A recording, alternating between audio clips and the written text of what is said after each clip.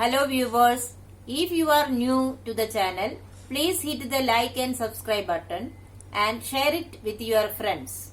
Also, click on the bell icon so that you get the latest information about the videos that are uploaded on this. Hello students, welcome back to the new video.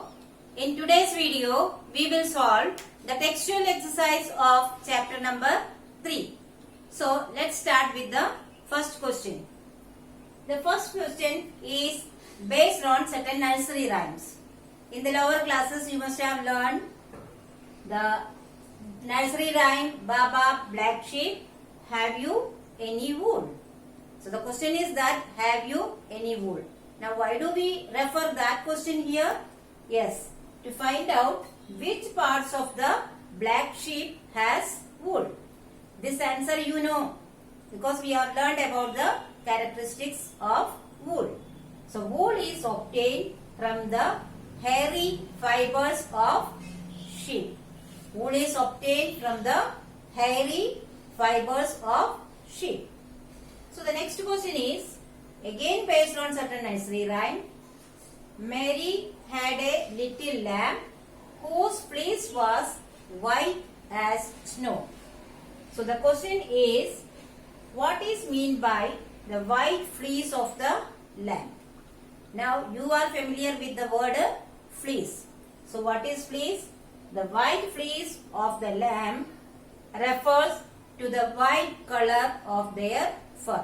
The fur of the sheep is as white as snow. So in the nursery rhyme, the white color of the fur is termed as the white snow. Students, now we will start question number 2, that is multiple choice questions. The first one is, the silkworm is a caterpillar or larva? Options are A, that is caterpillar, B, larva, C, that is both A and B. That means it can be a larva as well as caterpillar, or neither A nor B. So, the correct answer is option 3, both A and B. That means a silkworm is a caterpillar as well as a larva. Second one is, which of the following does not yield wool? Now, you know the wool yielding animals. Yak, it is a wool giving animal. Camel also give us wool. Goat also give us wool. The correct answer is woolly dog. Next one is, which is the strongest natural fiber?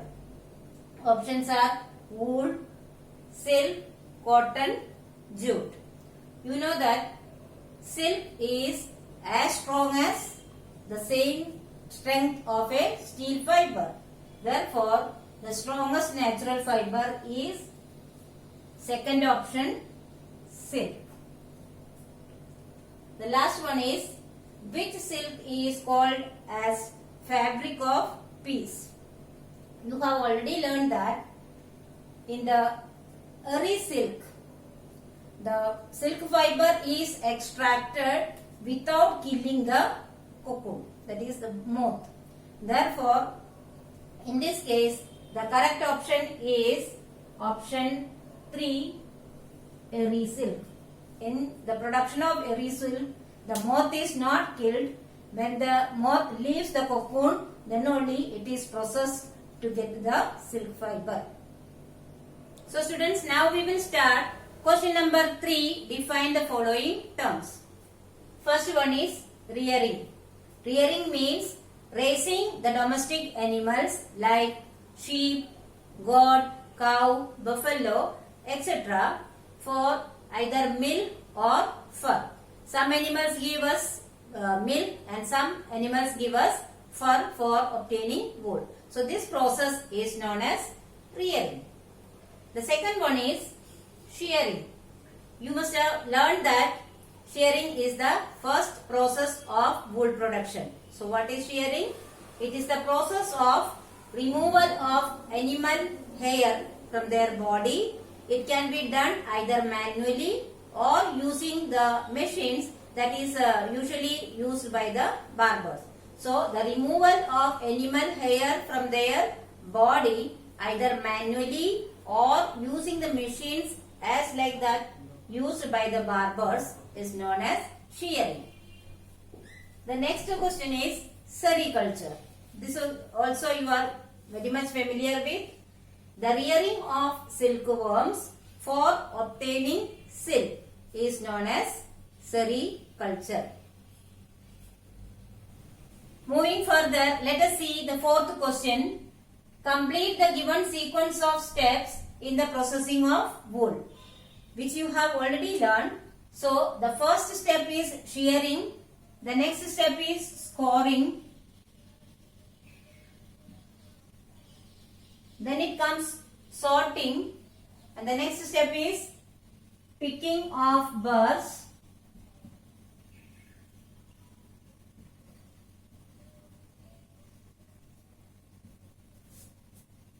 Then dyeing of fibers, and afterwards it comes making of yarn.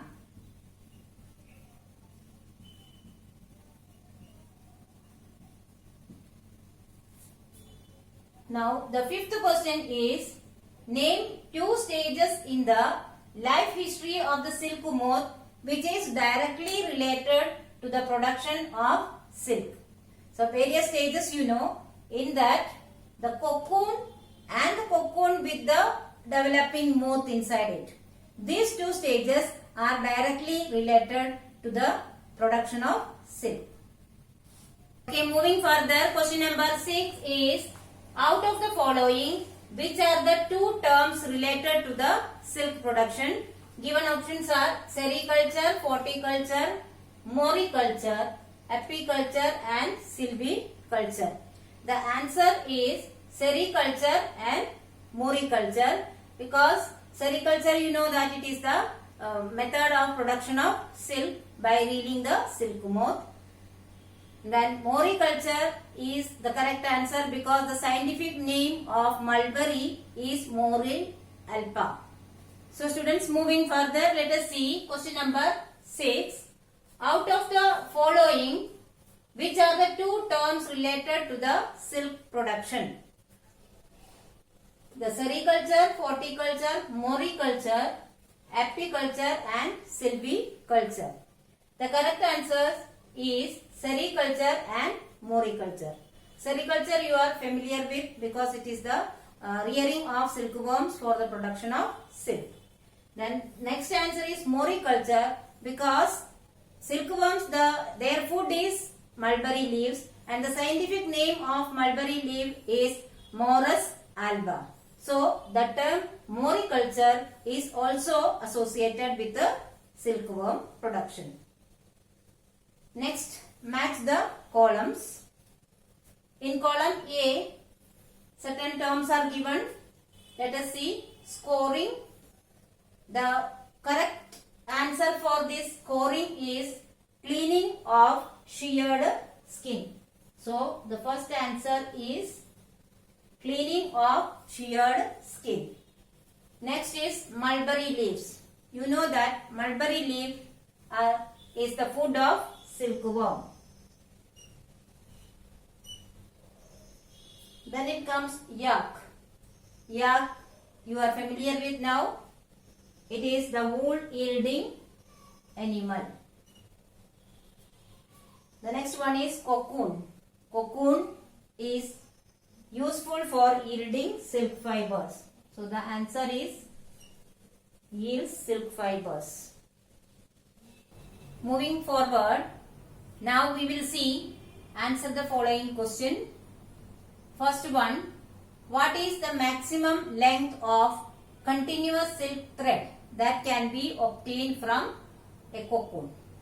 Okay, so it is found that if we take out the silk thread from the cocoon, about 900 meters of length we can get from a single cocoon. The next question is, artificial silk is cheaper than natural silk.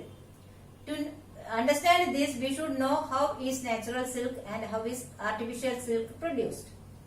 Actually, about natural silk you all know. Natural silk is made by the silkworms, which is a very time consuming process. It needs lots of skill, hard work and labors, and also it needs lots of skill to extract the silk fiber from the silk moth. But artificial silk is produced in the mill at a time. In bulk quantity it is produced. It does not need much skill or labor. Therefore, artificial silk is much cheaper than the natural silk. Question number 3 is a give reason question. Caterpillars need to shed their skin when they grow bigger, but humans do not. What is the reason for that? You know that the skin of caterpillars never grow as they grow. So what happens when their body grows? They have to move out of their skin, otherwise it will become too tight for them. Therefore, this process takes place nearly 4 times till they are completely grown. This process is known as molting. But in humans, it is not taking place. What is the reason you know? When the internal organs of our body grows, the skin that covers the body also grow. Hence, the humans do not have to shed their skin when they grow. Actually, only the dead cells of the skin is only shedding. The next question is, caterpillars should not be collected with our bare hands. What is the reason for that? Usually, caterpillars are cold-blooded animals. So, if we touch them with our bare hand, our body heat will get transferred to their body. So, this heat can be very fatal or dangerous for them. And also, their body have some stingy hair. That is, it is an informal hair that grows from their body, which causes irritation to our skin and can also be harmful for our respiratory system. This, in some cases, these hairs can be poisonous also. Actually, this stingy hair is a defense mechanism found in the caterpillar. For all this reason, we should not take or touch the caterpillars with our bare hand. So students, now we will see the last question. It is actually a part of the extended learning of this chapter, Fiber to Fabric. The question is, the animal vicuna also gives wool. Where this animal is found? You have to write a note about it. Actually, the animal vicuna is found in the countries Peru, northwestern Argentina, Bolivia and northern Chile. Actually, vicuna is a wild animal. It gives very fine and soft wool. But the wool is very costly, very expensive. The reason is that it is a wild animal, so we have to catch the animal from the wild, and also its wool can be sheared only once in 3 years. So because of these reasons, the wool from the vicuna is very expensive. This animal belongs to the camel family. So children, I hope you have understood all this exercise and question answers. You have to pause the video and write all these question answers and exercise in your notebook. Still, if you have any doubt, you can write in the comment section. Thank you.